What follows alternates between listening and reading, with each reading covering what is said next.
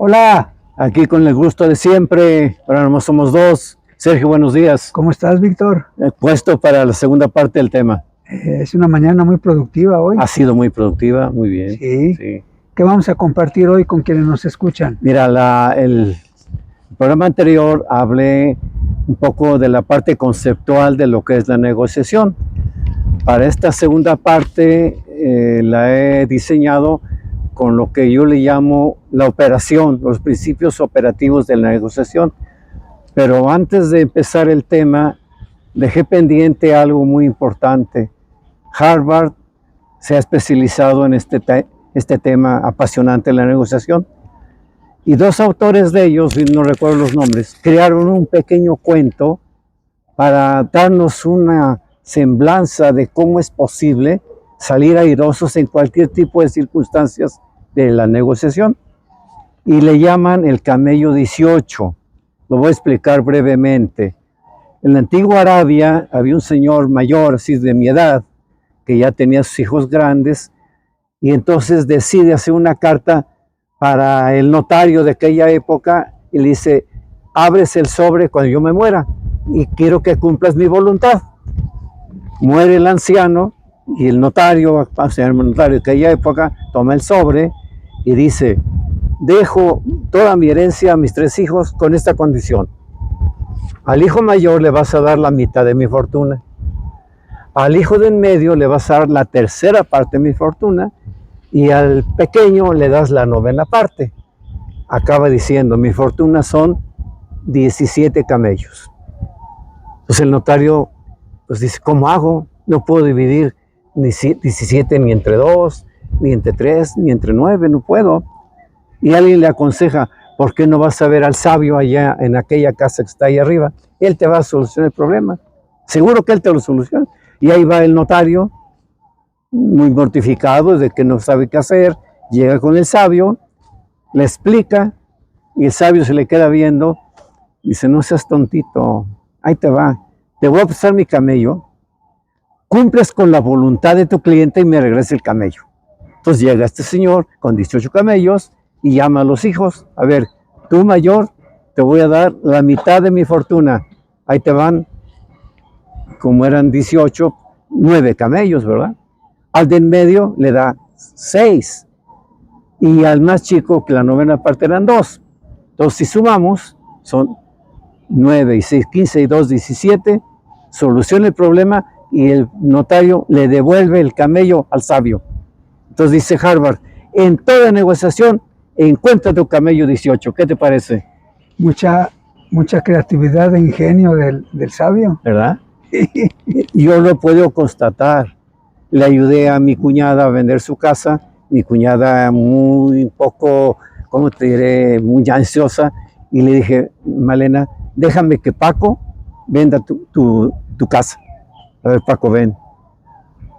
Malena hacía muchos guisos para vender. La cocina estaba muy deteriorada. Y le dije a Paco: mira, cuando veas un cliente muy interesado, diles: les voy a rebajar 150,000 pesos para que ustedes pongan la cocina que ustedes quieran. Se vendió inmediatamente. Sí. Muy interesante, ¿verdad? Buen ejemplo. Muy buen ejemplo, muy bueno. Entonces, esta segunda parte hablo de los principios operativos en toda negociación, ¿verdad? Primeramente, un conocimiento estricto de los pasos que integran este proceso. Insisto, la negociación es un proceso. Ni empieza cuando estamos frente a frente, ni acaba. O sea, hay que preparar antes las cosas. Entonces voy a relacionar 8 importantes pasos. Primero, definir exactamente lo que se va a negociar, no con ambigüedades, exactamente. Después, establecer un objetivo o meta a lograr. Un análisis causal, visualizando varias alternativas. Es muy provechoso que cuando la gente prepare para negociar, ya prepare 2 alternativas mínimas de acción. Una efectiva recopilación de información. Mientras más información tengas, estás mejor preparado. Derivar objetivos claros y específicos, aunque primero hay que fijar prioritarios, importantes y deseables. Si el deseable no lo logras, no pasa nada, pero los objetivos mandatorios sí tienes que lograrlos.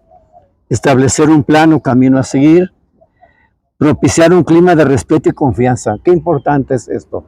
Un clima, no es una guerra, es una negociación. Y evaluar resultados parciales. A veces es conveniente posponer la parte final. Conceptos complementarios a esta tesis. Reflexión permanente, el rol que juegan las variables humanas y su influencia en los resultados esperados. Estamos negociando con una contraparte que es persona como yo. Las personas tendemos mucho, a veces nos ganan las emociones, hay que estar muy cautelosos en este campo. Crecer en madurez, práctica de la empatía, asertividad, flexibilidad e innovación. Ya hemos hablado de estos términos en otros programas. Distinguir y diferenciar los diferentes campos de acción. Creo que lo dije en el programa anterior. La negociación puede ser entre personas, ¿sí? Por ejemplo, un taxi, estoy negociando con él por cuánto me lleva. Pero el campo más grande es la negociación interorganizacional. Dos empresas, pues cada empresa va a tener su elemento negociador, ¿verdad? Entonces, y vamos a tratar de visualizar lo que puede pasar si hacemos algo, lo que puede pasar si hacemos otro. ¿Sí? Vamos a ver ya un aspecto muy importante que es muy operativo.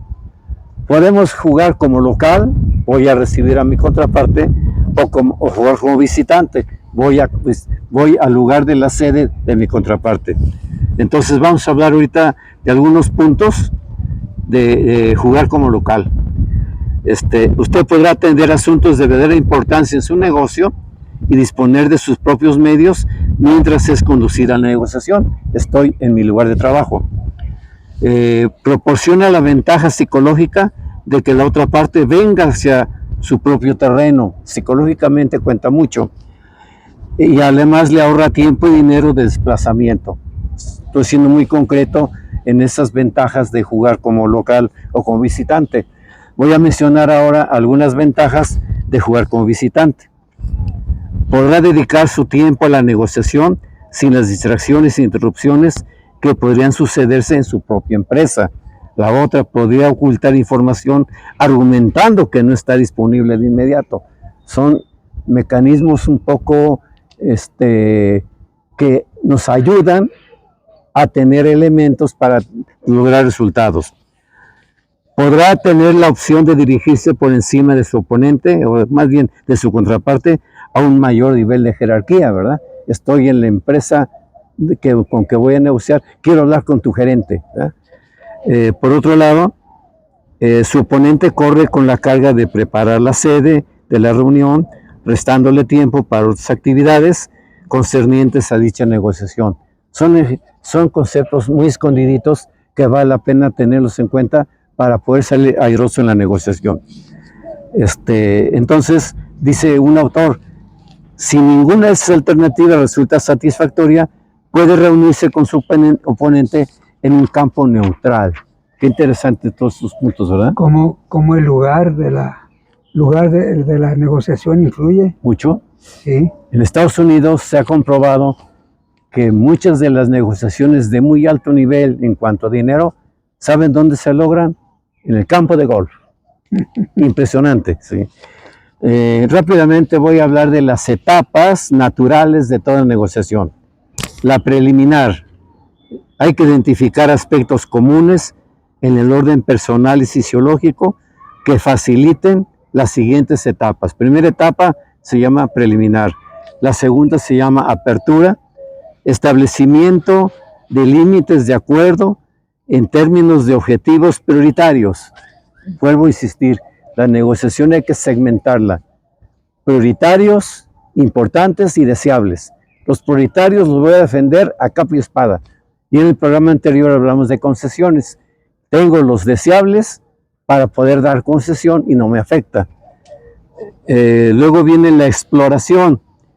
Descubrir necesidades adicionales y opciones para cerrar brechas. Hay que estar muy alerta cuando estamos en la negociación. Debemos olvidarnos de todo, concentrarnos en quehacer es tan antiguo como la humanidad misma. Y la última parte es el cierre. Tengo planeado manejar esto con mucho detenimiento porque es muy importante el cierre de nuestro tema. Y el cierre se expresa rápidamente así: proyectar un acuerdo es exitoso conforme a las principales opciones y alternativas, ¿verdad? Como lo dije, esta segunda parte es muy operativa, entonces voy a hablar de actitudes y estilos de negociadores. Vamos a manejar ahorita dos casilleros. Le llama el autor analítico cooperativo y el otro se llama flexible cooperativo. Me estoy acordando que el programa anterior omití algo muy fuerte. Ahorita me llegó, el Espíritu Santo me dijo, te falta decir eso. El señor Gerhard Nierenberg escribe un libro que se llama El negociador completo y pone con letras negritas: la mejor manera de aprender a negociar, ¿cuál será? Negociando. Negociando. Sí. La mejor manera de aprender a negociar es negociando. O sea, no hay universidades que enseñen esto. Algunas sí, a su forma, pero la vida misma es la mejor escuela. Muy bien. Vamos a hablar de algunas características del que le llaman el estilo analítico cooperativo. Preparación cuidadosa de todos los hechos y su posición. Procura una secuencia definida de los acontecimientos, como decía Sergio en su programa anterior, hace un plan, ¿sí? Es consciente de las necesidades, los propósitos y las expectativas de su propio equipo negociador. Voy a hacer un paréntesis. Di esta materia en la universidad y traté de buscar la mejor literatura y encontré un libro del modelo japonés de negociación.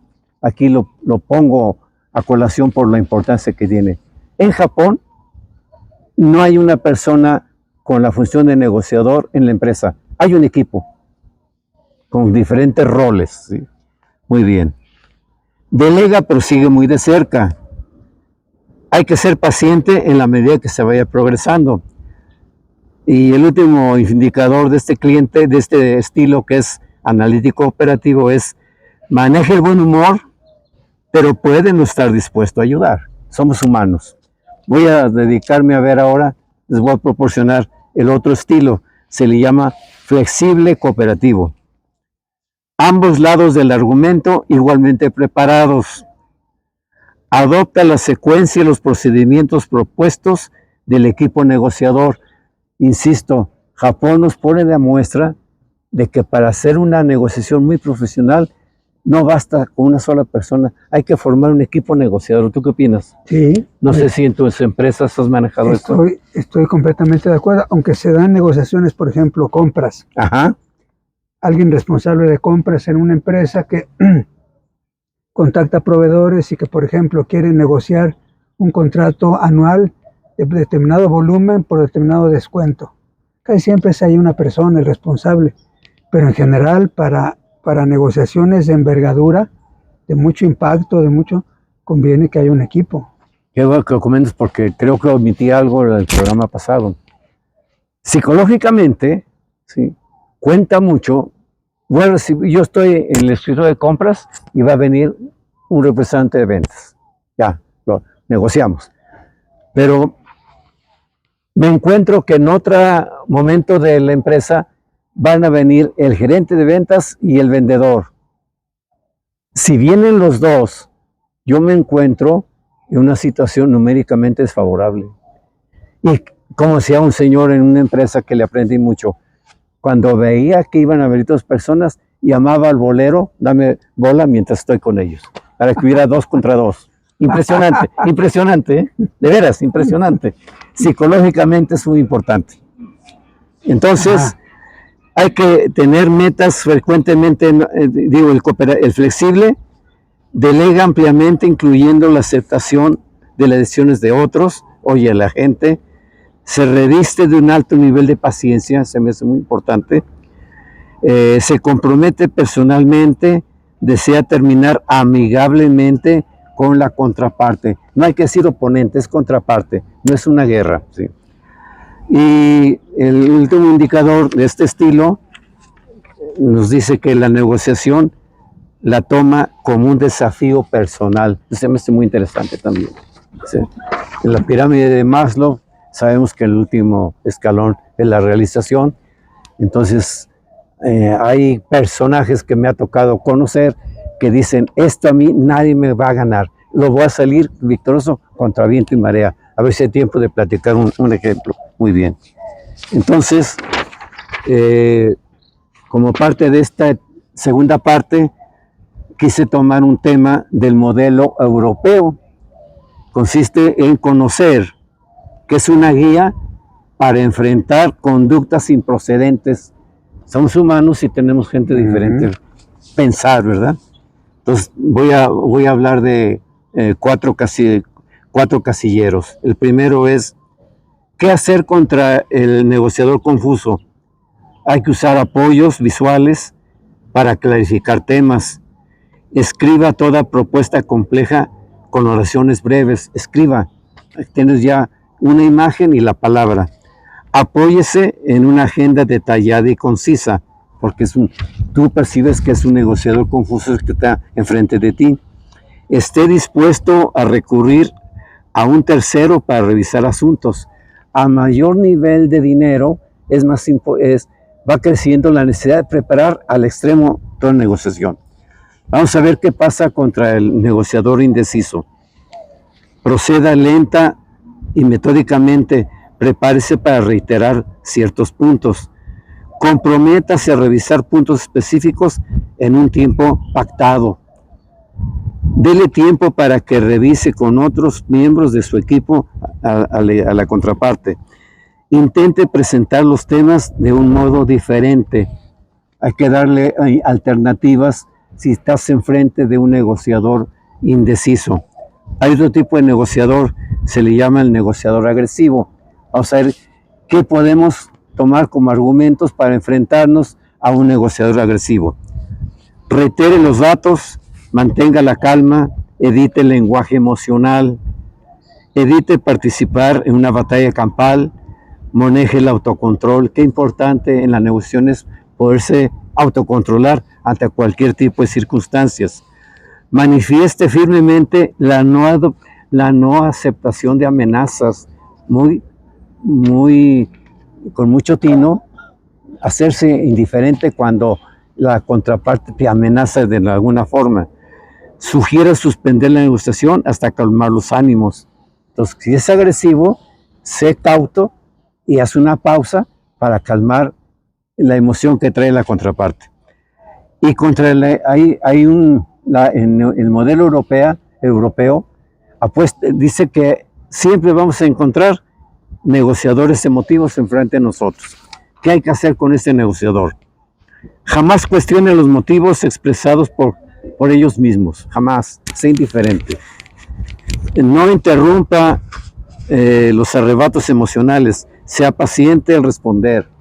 Tenemos que responder, como dicen, a una acción corresponde a una relación contraria de la misma magnitud y sentido contrario. Qué interesante está todo esto, ¿verdad? Y por último, suspende la negociación permitiendo rehacerse a la contraparte. Sí. Entonces vamos caminando con estos principios operativos y vamos a dar los pasos básicos para una efectiva preparación. Primero, lograr una comprensión óptima de lo que se va a negociar. Hay que conocer a profundidad lo que vamos a negociar. Si vamos mal preparados, vamos destinados a fracasar. Recopilar información relevante y necesaria. No traigas mucha información, nada más la necesaria. Aprende a sintetizar cualquier tipo de información. ¿Sí? Identificar los segmentos del proceso donde es posible aplicar flexibilidad. Ahí entran lo que nosotros llamamos anteriormente, cuando segmentamos nuestra negociación, mandatorios, importantes y deseables. Si los deseables no logramos, no nos pasa absolutamente nada. Evaluar la posibilidad de que los integrantes de la contraparte sean más fuertes que uno. Qué importante es esto, ¿verdad? evaluar la posibilidad. Entonces hay que estudiar muy bien cómo me voy a presentar ante un negociador o un equipo de negociadores. Considerar la discusión desde el punto de vista de la contraparte. O sea, se juega mucho la diplomacia en esto. ¿Sí? Creo que los diplomáticos son negociadores también. ¿Sí? Ya me recuerdo mucho hablando de la humanidad, tantos siglos que ha caminado. ¿Qué hizo Judas? Negoció. Judas Iscariote. Negoció entregarles al maestro. Denme 30 monedas y se los entrego. Negoció. Qué importante. Muy bien. Por último, desarrollar argumentos para convencer al propio equipo negociador que el método propuesto es el más apropiado. Y vamos a terminar, ya hablamos de preparación, ya hablamos de desarrollo, y vamos a terminar con los pasos para el cierre de la negociación. O sea, vimos ya el esquema de los pasos, entonces voy a terminar esta segunda parte con los pasos para cerrar toda negociación exitosa. Primero, conducirse con plena naturalidad. No voy a una guerra, no voy a una obra de teatro, voy a negociar. Pues hay que darle el peso a este importante quehacer de la humanidad que es tan antiguo como el hombre mismo. Recuerdo mucho en la cultura azteca, los que vendían les llamaban pochtecas, es el nombre del vendedor en el tiempo de los aztecas. Posteca es un vocablo tolteca, náhuatl. Eran los vendedores. Muy bien. Tomar la dirección de la negociación. Psicológicamente tú empiezas a hablar y ya avanzaste. No dejes que la contraparte hable. Tú tomas la dirección y empiezas a hablar. Presentar objetivos menores al principio, como se dice en el box, round de sombra. Presenta objetivos poco importantes para ir conociendo a la contraparte. Es de psicología, ¿verdad? Sí, muy interesante. ¿Sí? Utilizar herramientas de análisis de valores. Análisis de valores. Se habla mucho de costo-beneficio. Aquí esto entra perfectamente en este campo. Analiza rápidamente para ir preparando tu cerebro a llegar a un éxito. Sabes dónde conceder, sabes en dónde no puedes conceder porque afectaría tus objetivos mandatorios. Cerciorarse que su equipo capta un cambio de estratega. Entonces, a mí me ha gustado mucho conocer el modelo japonés, ¿verdad? Porque un equipo suma talentos, ¿verdad? Entonces, un equipo de somos dos. Pero aquí qué importante es que las dos personas que van a negociar para una empresa hablen el mismo idioma, ¿verdad? Sí. Les voy a compartir una táctica muy interesante de trabajar en equipo. Cuando yo soy el líder del equipo, ¿sí? Entonces ya me pongo de acuerdo con el equipo de los argumentos que vamos a presentar con la contraparte. Entonces yo hablo, ¿sí? Y entonces me pongo de acuerdo con mi equipo desde antes. Cuando yo hable y dé un aspecto de la negociación, voy a cruzar mi pierna en ese sentido. ¿Sí? Entonces mi coequipero, por llamarlo así, capta y pone la pierna en el mismo sentido, pues diciendo, estoy siguiendo tu juego. Son técnicas muy importantes que poca gente conoce en la negociación. O sea, por eso a mí me gusta mucho el equipo.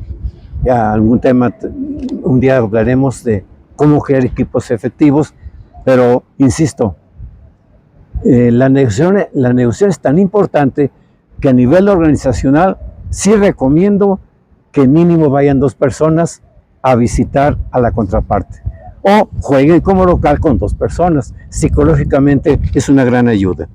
Eludir trampas. La gente es muy mañosa cuando quiere sacar provecho en forma no muy honesta. Yo voy a recibir gente y me pongo en mi escritorio y atrás hay un ventanal y lo cito a la mera hora del sol para molestar a mi contraparte. Entonces cuando la gente sabe de esto, les dice, no pagas tus cortinas por favor, estás eludiendo una trampa. Qué interesante, ¿eh? La negociación tiene tantos recovecos que no acabaríamos en 10 programas, pero vamos a completar este. Muy bien. Conceder conceptos sin importancia. Ok, te lo acepto, pero estás defendiendo tus objetivos prioritarios. ¿Sí? Concentrarse en lo fundamental. ¿Sí? Creo que con estos pasos va quedando muy claro esa parte operativa de la negociación que pues lo quise resumir en 2 partes, quizás en otro tiempo lo podamos extender porque esto tiene un campo de acción ilimitado. Y por último, cuando sea posible y las condiciones lo permitan, aplazar la decisión final. Cuando las negociaciones de muchos dineros, una cantidad muy alta, conviene, a ver, vamos a hacer un alto y ponemos dentro de 24 horas nos vamos a reunir. Son consideraciones muy operativas, ¿sí?, que cuando se conocen ayudan mucho. Sí, sí. Yo quiero comentar que me mandaron a dar este taller de negociación a 2 lugares diferentes. Los voy a comentar porque vale la pena, porque cuando Ángel habló la vez pasada de la ciudadanía, a mí me encanta este país, pero considero que hay 2 Méxicos. Lo pude constatar cuando manejé estos talleres de negociación. La primera vez fue en Villahermosa, Tabasco. Me mandan a dar un taller de 20 horas. Íbamos a trabajar el domingo, era viernes en la tarde, todo el sábado y el domingo.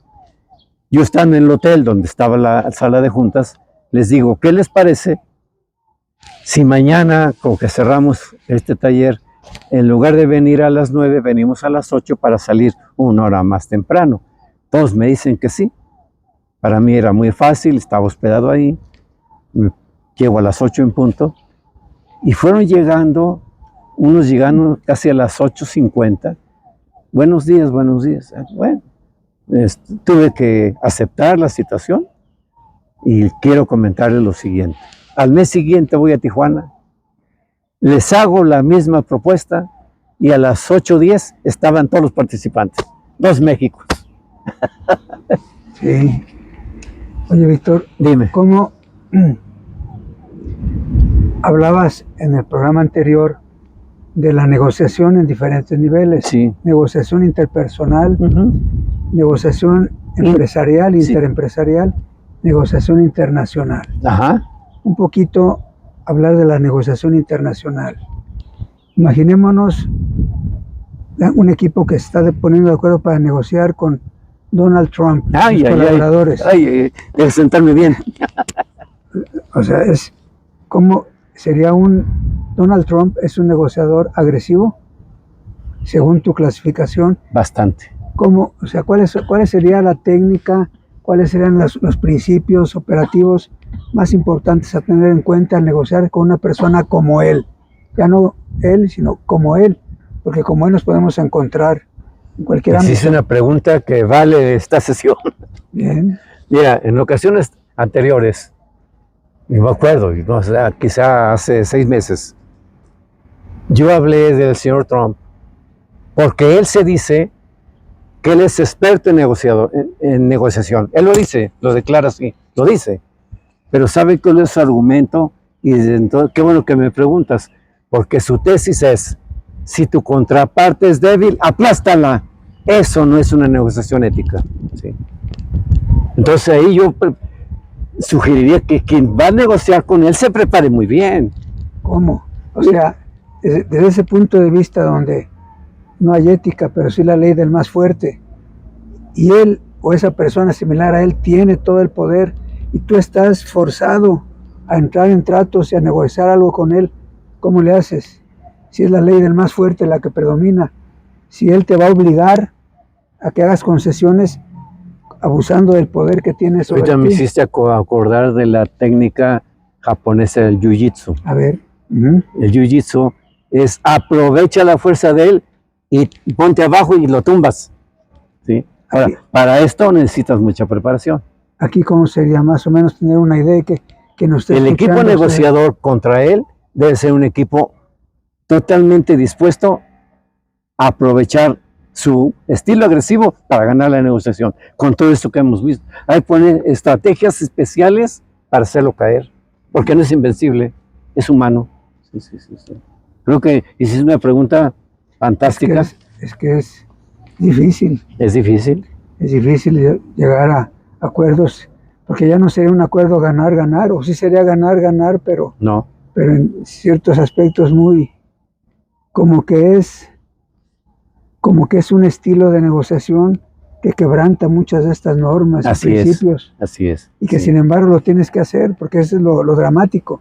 Tienes que entrar en tratos y negociar con alguien a fuerzas, porque en ello te va la vida a fuerzas, y así está ya declarado, ¿verdad? Sí. Muestras debilidad, te aplasto. Y entonces no muestras debilidad, pues empezamos a negociar. Bueno, entonces, qué bueno que hiciste la pregunta, porque aquí está. ¿Qué hay que hacer con un negociador agresivo? A ver, otra vez. Donald Trump es un negociador agresivo, punto. Bien. Ya. Bien, entonces, ¿qué hacemos? Entonces, reitere los datos, mantenga la calma, no te vayas con la finta, ¿sí? Evite el lenguaje emocional, esa agresividad. Si no sabes controlar tus emociones, te va a tumbar. Controla tus emociones, no caigas en el juego de él. Bueno, del negociador agresivo, sin decir nombres, ¿no? Por otro lado, evite participar en una batalla campal, maneje el autocontrol. Quien va a negociar con este tipo de negociador, lo que menos puede perder es su ecuanimidad. Estar siempre controlado. Recomendarse tomar agua fría para manejar esto. Manifieste permanentemente la no aceptación de amenazas. Aquí está muy claro. No aguanto. Espérate, un momento. No estés amenazando. Y eso ya lo va a pensar. ¿Ya? O sea, él va a decir, no estoy con cualquier improvisado, estoy enfrente de un equipo negociador. ¿Verdad?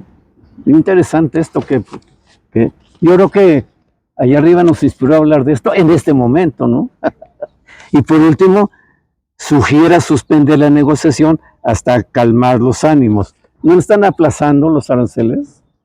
Ahí está muy claro, ¿verdad? Para prepararme a mayor nivel de conciencia. Y Dios no deja a esas personas. Aquí es donde entra, dijiste algo que a mí me hizo reflexionar. Donald Trump, o quien se le parezca, en situaciones similares, no es todopoderoso, no es vulnerable. Es vulnerable. Tiene y a David y Goliat. Ese conocimiento de esas debilidades es lo que hay que conocer, y cómo aprovechar los golpes y la fuerza para derivarlo hacia allá. ¿Qué hizo David? No luchó cuerpo a cuerpo con el gigante, usó una onda y lo mató. Ahí está el ejemplo. Esa onda es una estrategia. Sí. Es una herramienta que Dios te la inspira. Por ejemplo, aquí, volviendo al ejemplo de Trump, específicamente Donald Trump, él tiene algunos intereses muy marcados, que son como sus acariciados, del tipo que sean, ¿no? Que sea. De dinero, de popularidad, de que en poco tiempo tiene que dar resultados, por ejemplo, que tiene que cumplir con sus promesas de campaña. Sabiendo eso, el equipo, la contraparte, el equipo de negociación, a ver, cómo lo que le voy a proponer le va a ayudar a él a lograr esos objetivos, y al mismo tiempo a mí ayudarme en lo que yo necesito. Tienes que venderle costo-beneficio. Si tú crees en esto, te vas a beneficiar por esto. Exactamente. Eso es echarle coco a la negociación. Exactamente. Prepararse bien, conocer y mantener la frialdad emocional. Como tú dices, es un ser humano vulnerable, que está acostumbrado a ganar por su dinero. Yo me acuerdo la primera vez que tomó posesión, la vi completita y dije, este es un marketing político. ¿Ya? Por su dinero, ¿eh? Tiene demasiado dinero. Entonces, yo creo que esa sentirse tan poderoso lo hace comportarse como lo está haciendo. Pero a toda acción habrá una reacción del mismo intensidad y de sentido contrario. Así es que hay que enfrentarse a él como debe ser. A él o a quien se O a le quien parezca. sea, ¿verdad? A Sí, quien sí. se le parezca. Muy Porque bien. en el campo empresarial conozco por ahí 2 o 3 gentes que se asemejan a Trump. Y conozco gente que lo hace muy diferente y siempre logra objetivos.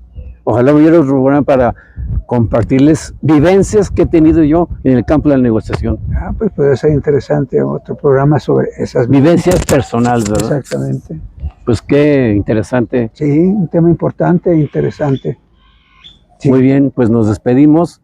Sí, Esperamos haber dejado algo para ustedes que escojan sí, que se entre chile, nutran, mole y pecadillo. que se nutran. Que se nutran. Sí, señor. Y nos veremos hasta la próxima. Adiós. Buen día y feliz primavera que está Señor. llegando. Así sea. Adiós. Hasta luego.